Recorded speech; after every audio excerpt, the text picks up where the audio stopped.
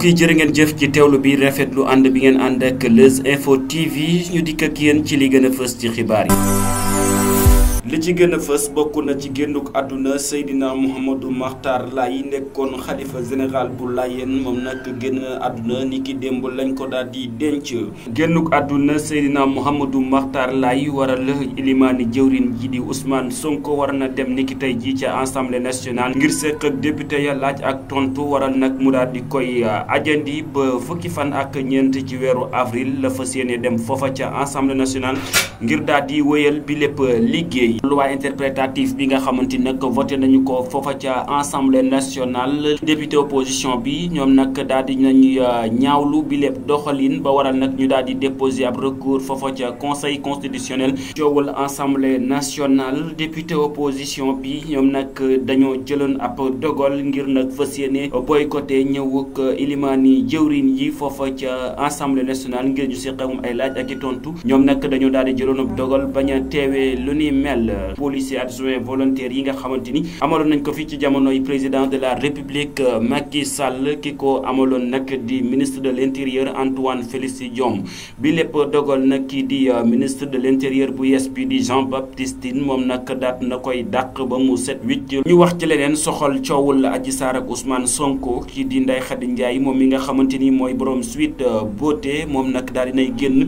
def ay révélation daal ci ñi nga xamante ni ñooy taskatu xibaar yi loolu daañu leen ko dégtal premier président bu Cour des comptes di Mamadou Faye moom nag daal dinay addu ci coow yi nga xamante nag nit ñu ngi koy jël jëmale ko ci li nga xamante ni moo di chiffres yi ñu publier waaye itam ci Cour des comptes waral nag mu daal di dal seen kaw waaye itam daal di addu ci taskatu xibaar yi ni nga xamante nag noonu la ñuy jàngatee lilee jëmale ko ci ñenn ci ay chroniqueur ci biir réewum Sénégal moom itam daal di addu ca dossier yi nga xamante nag moom daal dinañ cay def lañ ca war a def daal di koy yóbbu foofa ca procureur de la République ñu daal di koy jeexale ak coowul trésor public ginnaaw ba nga xamante nag daal nañ koy amal ak càcc gi la càcc nag ñu daal di cay ubbi enquête bi les enquête nag ñu ngi koy wëy di topp ba waral nag ñu daal di ci jàpp kenn koo xamante nag njortu nañu ne moom bokk na ci ñi nga xamante daal ñoo doon def jilee ñaawteef ba waral nag moom daal dinañu koy teg loxo loolu moo fi gën a fës ci xibaar yi nis tuuti ñu daal leen koy faram fàcceel.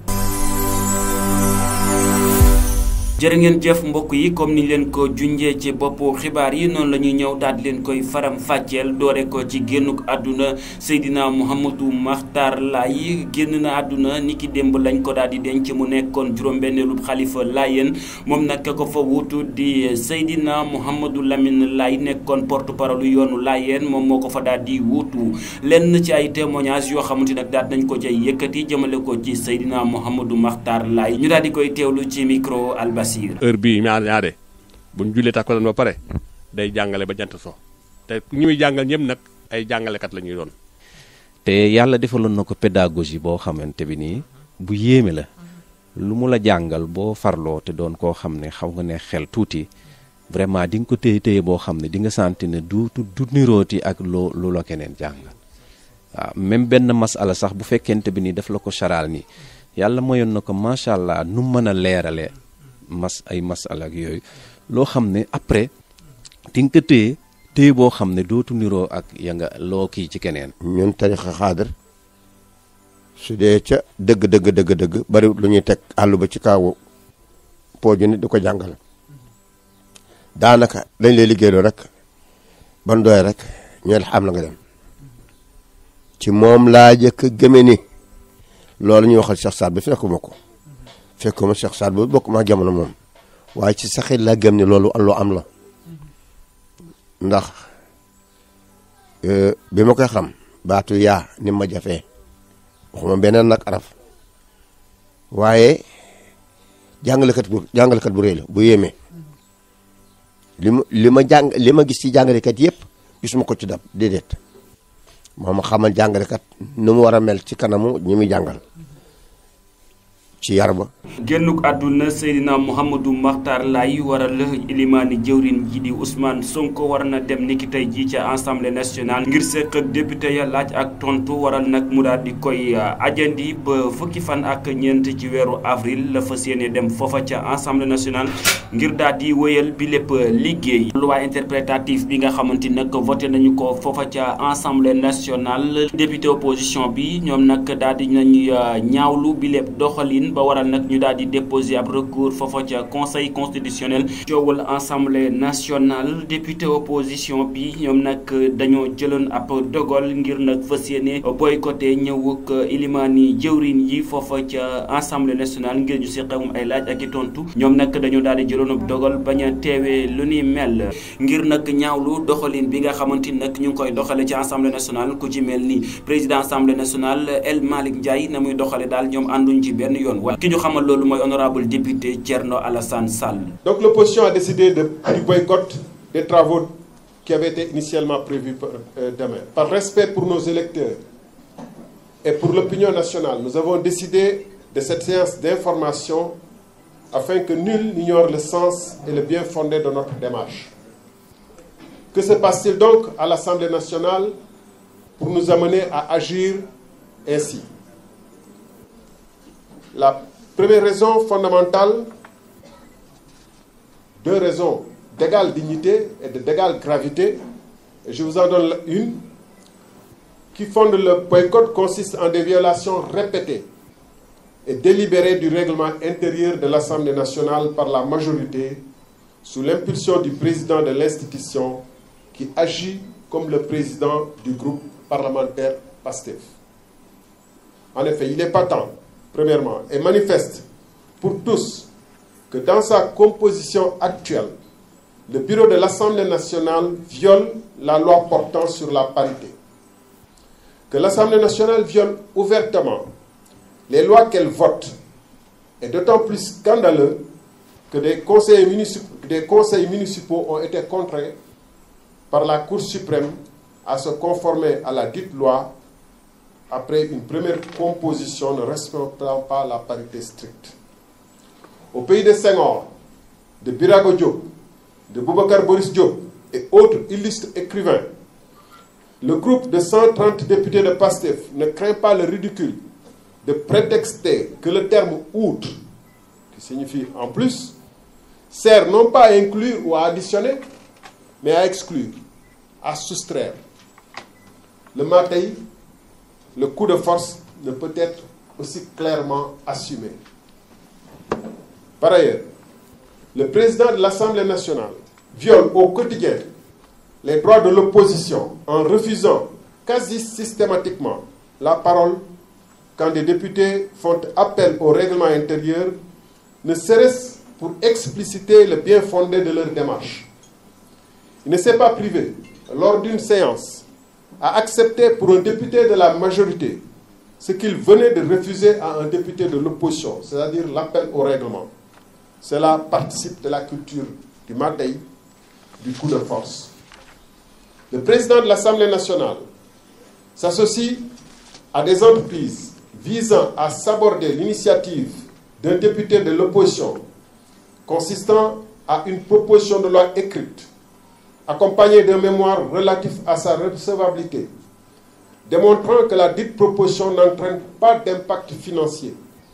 Jusqu'à ce jour, ces députés, pas plus que les autres collègues, n'ont reçu de réponse écrite de l'Assemblée nationale, encore moins d'une preuve consistant à quoi consisterait l'impact financier allégué. Pas de réponse écrite, donc pas de possibilité de recours. Cela s'appelle du matin. Ndeye Khady Ndiaye moom mi nga xamante ni moomoon Sweet Beauté ci coowul Adji Sarr ak Ousmane Sonko moom nag daal dinay génnaat amal ay révélation yu yaatu waaye itam jëmale ko ci ñenn ci ñi nga xamante ni ñoo di taskatu xibaar yi moom nag li mu jàpp mooy taskatu xibaar yi daal dese nañoo am lu ñu wax waral ñuy jël di wax loo xamante ni dara leeru leen ca wala ñuy yàq ab deram moom nag nee na du ko nangu benn yoon dañu daal di teewlu ki nga xamante ni moo di Ndeye Khady Ndiaye. gis naa ay sites yu bëri ñu ne Ndeye Khady Ndiaye dafa tijjiwaat institut de beauté léegi site yooyu noonu lan moo tax ñoom ñu dem jëli ancien photo bu nekkoon Sacré-Cœur taf ko ci seen site yi te ñoom amuñu information ne cosmétique bi ma nekk nii am na tableau bu ëpp bu nekkoon Sacré-Cœur léegi la moo tax jotuñ ci tableau boobu. te it ma ne leen sama numéro téléphone bi nga xam ne nii commercial la mi ngi sama compte TikTok képp koo xam ne nii bëgg nga ma jot journaliste bëgg am information boo ma woowee danga may jot léegi ñoom dañoo bind lu leen neex moo tax ñuy def ko mais lii nekkul c'est la première fois yàgg nañ ko def parce que fii laa jógee ko dem Dubaï yi di jënd samay bagage ñu jël sama voyage bi yépp teg ko ci internet bi naan Ndeye Khady Ndiaye dañ ko jox xaalis lu mu bëggoon am na ko lu mu loon laaj jox nañ ko ba dem na Dubaï daw na ñi naan passeport diplomatique la dawee te loolu lépp dara amu ci. léegi passeport diplomatique kay bala nga koo am président dalay sax yëkkati téléphone am mu remercier la wala mu la merci ah. ñaareel ba man su ma demoon ba tijji cosmétique kii kon institut de beauté su ma demoon ba tijji ko du journaliste moo may publier sama institut xam naa ñi may woo ñu publier ma ko xam naa tamit fi may jaar ba ñëpp xam ne tijji naa institut de beauté da ngeen di bind lu leen neex lii de laa wax waa APR yu may poussé. am ko bind ci sama commentaire ba may live am ko bind sama commentaire naan waaw dañ laa jox xaalis man ko su ma neexee parce que réew mi man maay borom loolu ba ma koy wax pour naqaral waa APR moo tax ma di ko wax. ñu waxaat ci leneen jëmale ko ci policier adjoint volontaire yi nga xamante ni amaloon nañ ko fii ci jamonoy président de la république Macky Sall ki ko amaloon nag di ministre de l' intérieur Antoine Félix Diome bi lépp dogal nag kii di ministre de l' intérieur bu yees bi di Jean Baptiste Tine moom nag daat na koy dàq ba mu set moom nag bëggatul a gis lenn loo xamante ni mu ngi niroog policier adjoint volontaire yi nga xamante ni nag daan nañ ko gis ci jamonoy président Macky Sall moom nag bëggatu ko gis waral mu daal di koy faxas ba mu set wecc. ñu wax ci leneen jëmale ko ca cour des comptes premier président bu cour des comptes di Mamadou Faye moom nag daal dinay addu ci coow yi nga xamante nag nit ñu ngi koy jël jëmale ko ci li nga xamante ni moo di chiffres yi ñu publier waaye itam ci cour des comptes waral nag mu daal di dal seen kaw waaye itam daal di addu ci taskatu xibaar yi ni nga xamante nag noonu la ñuy jàngatee lilee jëmale ko ci ñenn ci ay chroniqueur ci biir réewum Sénégal moom itam daal di addu ca dossier yi nga xamante nag moom daal dinañ cay def lañ ca war a def daal di koy yóbbu foofa ca procureur ñu daal di koy teewlu ci micro Fama Kébé. S'il y a une polémique,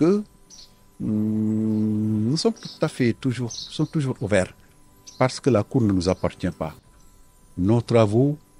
sont faits au nom des citoyens et c'est tout à fait normal que les citoyens réagissent. Donc nous, c'est pas mal vu de notre part. Maintenant, la Cour étant ce qu'elle est, parce que c'est une cour méconnue, pas inconnue, mais méconnue.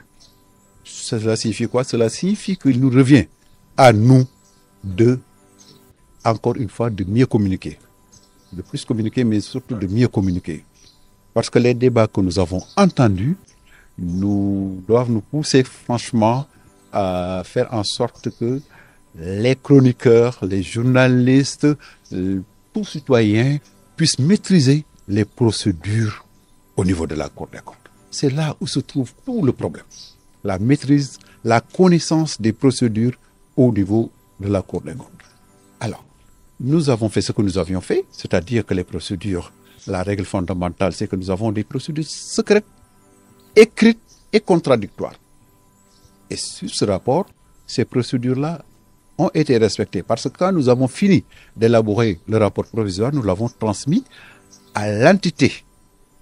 qui nous avait remis le rapport sur les finances publiques, à savoir le ministère des Finances. Donc la contradiction entre la Cour et le ministère des Finances a été bel et bien assurée. Maintenant, l'autre contradiction entre le ministère des Finances et les autres autorités épinglées ou entités épinglées, cela ne relève pas de notre ressort. Vous savez, quand la Cour fait un rapport, la Cour instruit à charge et à décharge. Quand il y a un rapport, il peut y avoir des faits. Maintenant, le financier ne tient pas le pénal en l'état, tout comme le pénal ne tient pas le financier en l'état. Parce que quand même, le judiciaire va mener ses enquêtes selon ses procédures, selon son timing. Tout comme au niveau de la Chambre de discipline financière aussi, nous allons mener nos instructions et réserver une certaine suite au dossier. Mais tout ce que je puis vous dire, c'est qu'aussi bien pour les poursuites pénales que pour les poursuites financières, les dossiers sont déjà envoyés au procureur général de la Cour des comptes. ñu daal di koy jeexale ak coowul trésor public ginnaaw ba nga xamante nag daal nañ fay amal ak càcc gi la càcc nag ñu daal di cay ubbi enquête bi la enquête nag ñu ngi koy wëy di topp ba waral nag ñu daal di ci jàpp kenn koo xamante nag njortu nañu ne moom bokk na ci ñi nga xamante daal ñoo doon def jilee ñaawteef ba waral nag moom daal nañu koy teg loxo. jërë ngeen jëf mbokk yi di rafetlu ànd bi ngeen ànd ak Leuz Info TV di leen jox dik daje ci yeneen xibaar jërë ngeen jëf.